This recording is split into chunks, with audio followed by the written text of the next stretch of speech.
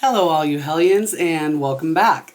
For this week's video, I chose to do one about a killer dog because I am absolutely obsessed with my dog, Vincent. So I went for the obvious choice. Filmed in 1983, a Stephen King adaptation, Cujo. Now, King had a real love-hate relationship with his book adaptations, whether they be miniseries or movie, whichever. He wasn't even a big fan of the movie he did, which was Maximum Overdrive. I thought it was great, but he wasn't a fan. Anyway, I liked it, but back to Cujo. This adaptation is one that King absolutely loved. He even went so far as to say Dee Wallace did the best acting in any of his adaptations, and this includes Kathy Bates, who won an Oscar for Misery. That's saying a lot. King got his inspiration for this book when he took his motorcycle to his mechanic. That's when he met his mechanic's very intimidating dog, thus Cujo. All right, Vincent, are you ready to watch this movie? Are you ready to watch this movie? Yeah, me too. Yeah, like I said, I'm obsessed. To the movie. We open with the St. Bernard named Cujo. He's chasing a rabbit through a field. Super cute dog, just not as cute as Vincent. Okay, I'll stop. During the filming of this movie, St. Bernards were a very popular breed. After the movie's release, however, the St. Bernard's popularity dropped significantly. You're about to see why. Cujo chases the rabbit into a cavern where only his head could fit. He starts to bark, waking many bats, and poor Cujo gets bit on the nose. We now cut to a scene that I feel depicts childhood very well. King always adds details and little side stories that add so much depth and relatability. In this case, a child named Tad is afraid of monsters. As a child, I always wanted to stay up late into the night, but would have to turn the lights off for bed.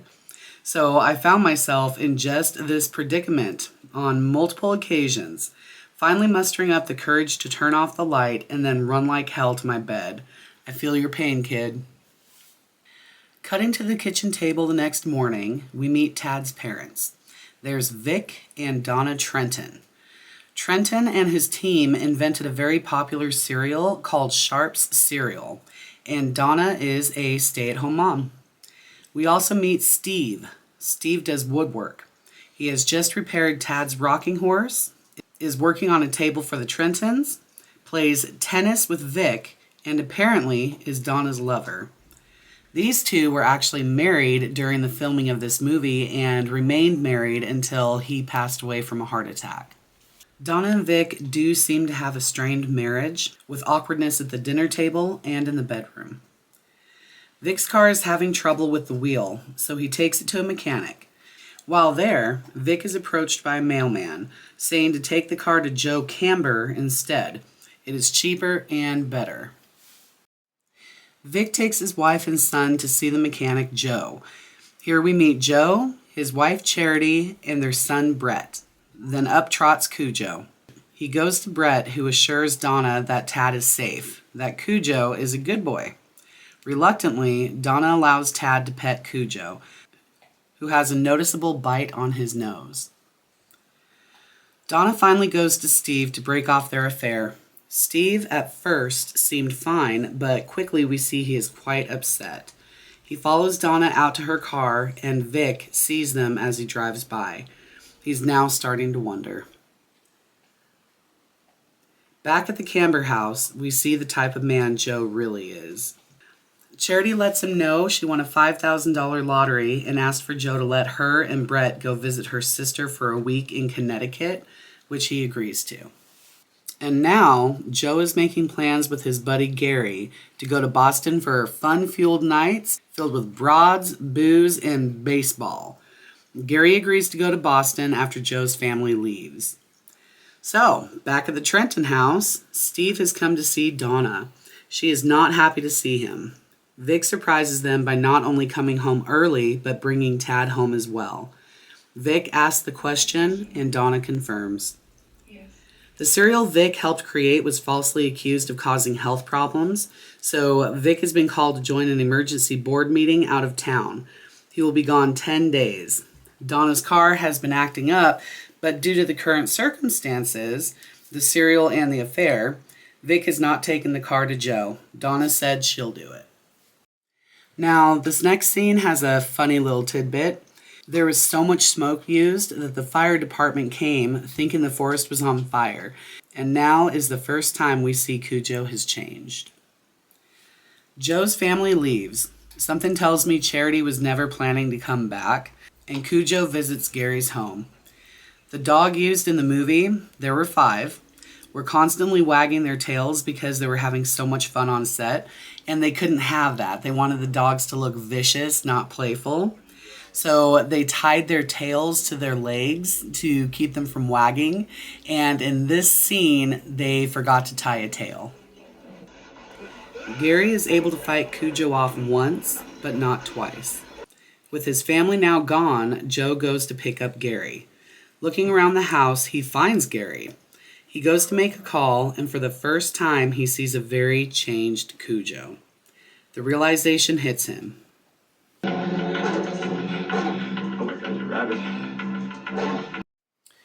Cujo, no longer recognizing his owner, attacks him. Donna and Tad drive out to Joe's house. They barely make it. They are now sitting in a dead car.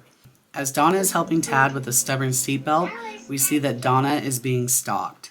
Now for the scene considered by many to be the scariest of the film. Donna and Tad come face to face with Cujo, who is far different from the Cujo they met previously.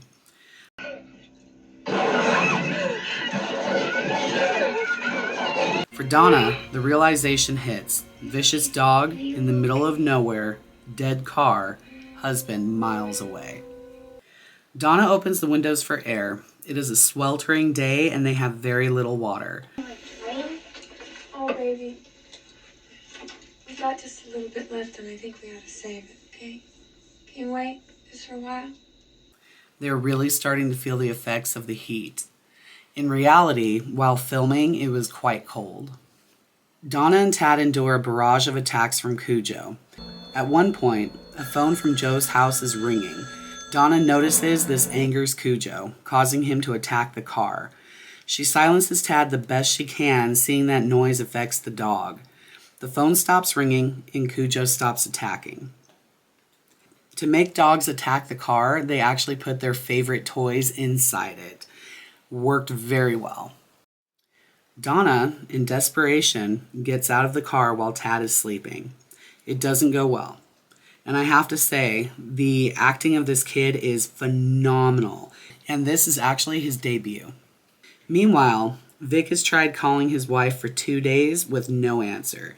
Knowing about Donna ending the affair, this has Vic concerned. So he tells his business partner he's leaving to check on things at home, then leaves. Day number 3 for Donna and Tad in the hot car, and Tad is not faring well. Dehydration is hitting hard. Steve, being the crazy man that he is, sees the house is empty and takes full advantage. Vic, now home, sees the aftermath of Steve's rampage. Fearing for the safety of his wife and son, who are not home, he calls the police. Vic tells them Steve must have taken his family. The cops ask where Donna's car is. Hearing it's at the mechanic, they decide to send an officer out there and another to find Steve. The cop that was sent to find the car finds it. He's about to radio it in, then hears a noise. All Donna can do is watch as Cujo kills her only chance for help.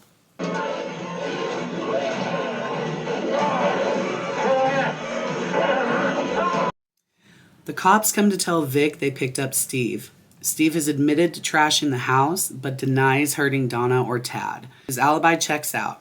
However, Vic is alarmed to hear that there has been no word from the officer that went to check on Donna's car. Having heard enough, Vic decides to go check on his own. Back in the car, Tad is not doing well at all. Determined to save him, Donna leaves the safety of the car. Now, the actress, Dee Wallace, has stated that she never wants to be in a Pinto again in her life. She spots a bat and Cujo spots her. Now, this next scene could be a trigger for some. I myself felt kind of bad for Cujo. Donna puts up one hell of a fight.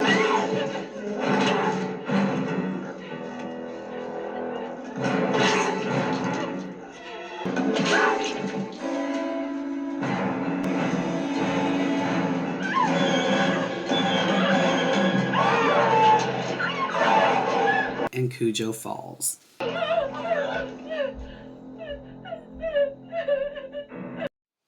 Immediately, Donna takes Tad into the house for water and a little CPR. Now in the book, Tad dies from dehydration and Donna contracts rabies. In the movie, this happens.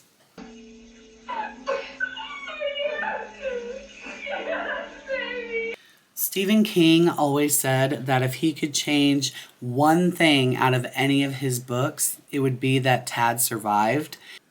With this movie, he got that wish. And of course, Cujo gets in one more jump scare. Donna raises a gun, and well...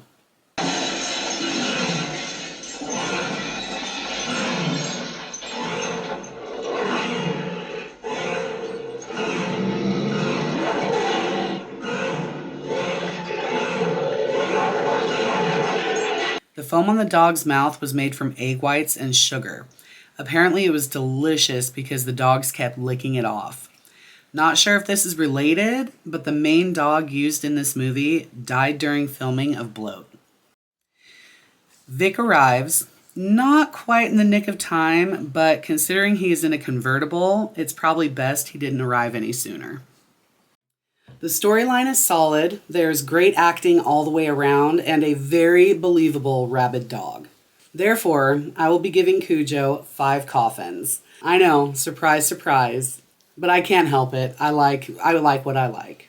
I leave you now with a clip of Vincent thinking he's big, tough Cujo, when in reality he's just a big old soft, roly-poly puppy. If you like what you've seen, consider subscribing, and we'll see you next time.